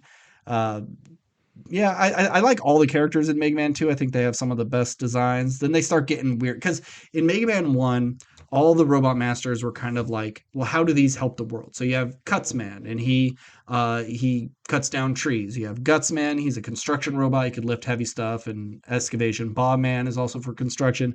Electman, he deals with electricity. It was and the Iceman guy, was he Iceman, Freezeman? I can't remember. But like he could work in extreme temperatures. And so they were all kind of like worker robots that could help the Mhm. world. And you got a little bit of that in Mega Man 2, and they start getting a little weird. But in Mega Man 3, you have like Snake Man and then there's like a Gemini Man, there's Charge Man, and he's like half trained. They start just getting like really goofy looking. And it's like, okay, does Wiley have like a brain injury that he's just kind of like, he looks around the room and he's just like, fan man. Okay, he's got a fan on the back. Next, okay, chair man. He's got a chair for a head. Whatever. Garbage man. Oh, Yeah. nope, that's taken. No, that's everything. But there is like garbage characters. Like there's a moth one, and he lives in a dump, and he's yeah. Anyhow, Now, we're probably gonna have to cut this, but is there uh, like a anti version of Mega Man that they call like Nega Man, and then they were just like, well, we can't like, well, in the '80s it was cool, but then it was just like, no, we should probably like change his name to Anti Man or something like that. no. Well, there is because Mega Man's real name is Rock. His name is Rockman in Japan. And his sister's name is Roll, so it was Rock and Roll. And Oh, then that's you had fun. characters like bass and treble, and there are a lot of musically themed robots. But so Mega Man has like a brother named Proto Man, Mm. and he was, I think, the first one before Mega Man, and then either got damaged or was stolen by Dr. Wily and reprogrammed to be evil. Gotcha. Yeah, Okay. yeah. But yeah, no Mega Man. uh, did you ever play the Metal Gear games? No, correct? I tried to play Metal Gear Solid. I got a demo disc from PlayStation Magazine, and it had I think we played the same thing. yeah, and I tried, and It had was, like 5 different games or something yeah, on there, right? and it was just like the first level or two, yeah, or yep, whatever, yep. and it was kind of a leap in video games I wasn't ready for. Oh, 100%. And I just sucked. And it's like, what do you mean I can't just run up to this guy and shoot him? I have to hide and use stealth? I'm like, fuck this. So I never did, but I watched my friends play him. Yeah. Because it's one of those franchises where I'm like, this looks incredible. And I know the story, and the story seems super interesting. And then I would watch them play more and more. And it's like, well, or I would go on YouTube. It's like, well, how does this play out? And it just gets weirder Yeah. and weirder and weirder. It's like, I feel like every sort of big narrative game we have today has to do a lot with Metal Gear Solid because like Hmm. I feel like that game. It wouldn't surprise me if that game kind of led the way in terms of like long form narrative storytelling of like interesting characters and like real emotion and stuff. But then they were just like, but we're gonna get rid of all this like weird Japanese shit that they're doing, because like I don't know what the fuck they're doing over here. We're gonna like base our games more in like reality. But I that's what I like about Metal Gear is that you can have these because they feel like more old 80s action movies where you had the main bad guy and then he had his henchmen. You had the big strong Russian man and then you had the ninja Asian dude and then you had the sexy lady dominatrix and they were all the henchmen. And so in Metal Gear you do have like, oh, I'm Psycho Mantis and I have telekinetic powers and like, oh, well I have a really long gun and I'm a sniper and I like that and I think Metal Gear is one that's coming out because it's Oscar Isaac is supposed to be Well, Snake. I know they've been trying to get a Metal Gear either movie or TV show going for like probably well over a decade at Oh, this yeah. point, but they just like can't lock it down. And I'd be interested to see it because I'm not someone who knows too much about the lore, but knows Yeah. enough to go like, oh, I'd like to see some version of that. Um, but yeah, it's just it's like I remember a friend playing Snake Eater when that game came out. And Mm-hmm. Snake Eater, I like, think that's the best one yeah. considered. Also, great song. Yeah. The Snake Eater song from Metal Gear Solid is I don't. awesome. Yeah. Very James Bond esque. Okay. But yeah, just like there's a scene where like you have to like die or something like that, and then you go to like this dreamscape where you're like on this like and you're walking down this like foggy bog, like swamp for like 10 minutes until you like get to the end and then you die anyway or something. It's like there's just like really weird sequences like that for the game, and it just seems like the story is so deep and convoluted Yeah. that I'm like, I don't know what any of this is trying to say or Yeah. do or anything. Like, it's Mhm. very much like playing Kingdom Hearts. Like, the first game blew me away. Second game, combat, so much fun. Love the Disney stuff, but it just keeps talking about it. The story just keeps more just loopholes and convoluted stuff, and then like Yeah. you're fighting the same villain, but he's spelling his name different ways, and it's like, oh well, this is his Heartless, this is Nobody, this is whatever, and it's like, what the fuck are you? I don't know what's going on Yeah. anymore. Japanese are kind of weird. And it's like I heard nothing but amazing things about Death Stranding, Mhm. and I tried playing that game. That game, I hated that game, Yeah. and I know it's like super loved, visually beautiful, but once again, it's like a game that's not fun, and I don't know what's going on. Yeah, I think that's one of those games that once you get good at the mechanics of how to do it and it clicks for you, it starts getting really fun, but it takes a while. Yeah, but I don't want to do that. I Yeah. want to be like good within Pick up 10, and play. yeah, 10 to 15 minutes. I got it. Yeah. I don't want to have to play for 4 hours and go like, I still have to like learn how to balance packages on my back. Uh-huh. Why? Why?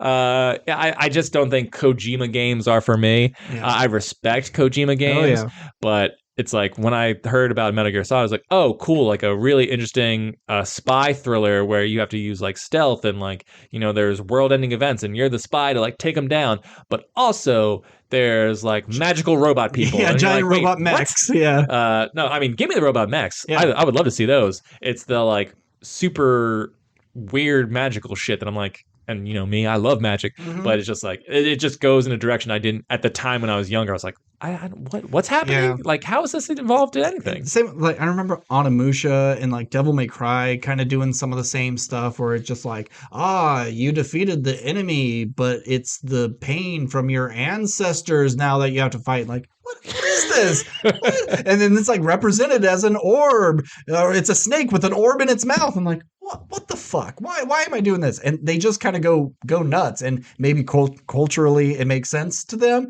but when it's translated over here, it just seems like, well, what do we do now? I don't know, snake with an orb in its mouth. We got to just throw some weird thing at them just to like give enemy variety. Yeah, one final form. It's was Mortal Kombat made by No, that's American. Oh, that's an American thing? Yeah. It just seems like it's like, we're gonna give all the characters animalities. What should we make Scorpion? A penguin. A penguin. Wait, what? Oh, but we'll make the one chick a Scorpion. Well, shouldn't we make Scorpion? No, don't worry about it. No. It's just like it's that It's kind of ridiculous. stuff. It's like the answers are there. And it's like, why is Scorpion the penguin? Sub-Zero should be the penguin. No, he's the polar bear. I'm like, oh my god. It's like they didn't realize they had a character named Scorpion, even though he's the character of the game. Yeah, they were gonna give her the penguin and him the scorpion, but like There's there was a thing. code mix up, and they're just Yeah. like, well, it's too late to change it now. It's too Just fucking- fuck it, we got to get this thing out by Friday. Or they're like, well, no one's gonna want to do Scorpion's animality if they know it's gonna be a scorpion, so let's subvert their expectations. Yeah, video games are weird, man. Yeah, but they they've gotten so much better. Yeah. So is last question, then we'll wrap up. Well, two last questions. One, is there anything specific you'd like to see from the rest of the Last of Us show that you haven't seen yet, or that you're hoping to see? Not in terms of like a scene per se, but like if there's something from the game I want them to really like hit the nail on the head, it's this. Okay. And so question two is there a video game adaptation that we may have talked about or that we haven't talked about that you would like to see adapted more than anything else?